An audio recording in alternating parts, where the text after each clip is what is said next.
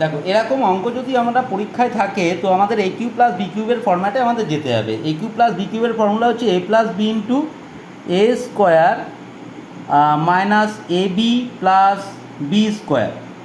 এবারে তুমি দেখো যে উপরে 0.41 তিনবার লেখা হয়েছে, আমরা যদি 0.41কে যদি এ ধরি এবং 0.69কে যদি আমরা বি ধরি, তাহলে সেক্ষেত্রে ফর্ম্যাটটা ঠিক এরকমভাবে আসে, ফর্ম্যাটটা এইভাবে আসে যে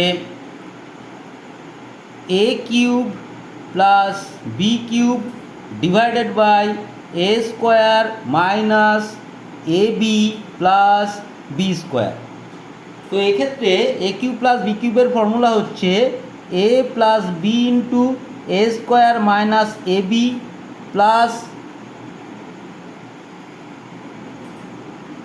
B square, okay, divided by নিচে দেখো A square minus A B plus B square দেওয়া আছে, কেটে যায় দুটো, তার মানে রেজাল্ট দাঁড়ায় কি এ প্লাস বি।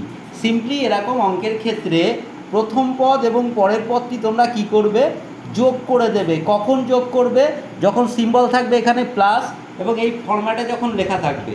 তাহলে আমরা কি করব, 0.41 প্লাস 0.69 যদি যোগ করো তাহলে সেক্ষেত্রে দাঁড়ায় হচ্ছে 9 একে 10-এর শূন্য হাতে থাকে 1, 6 একে 7, 7 আর 4-এ 11।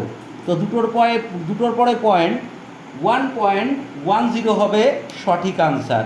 তো আমরা কি করব, এই ফরম্যাট যদি থাকে, সিম্পলি যদি এখানে যোগ থাকে তাহলে আমরা যে কোনো দুটো পদ নিয়ে এখান থেকে আমরা যোগ করে দেব, এবং যদি ইন এনি কেস এখানে মাইনাস থাকে এবং এইখানে যদি প্লাস সাইন থাকে তাহলে আমরা কি করব, তাহলে আমরা সেক্ষেত্রে বিয়োগ করে দেব।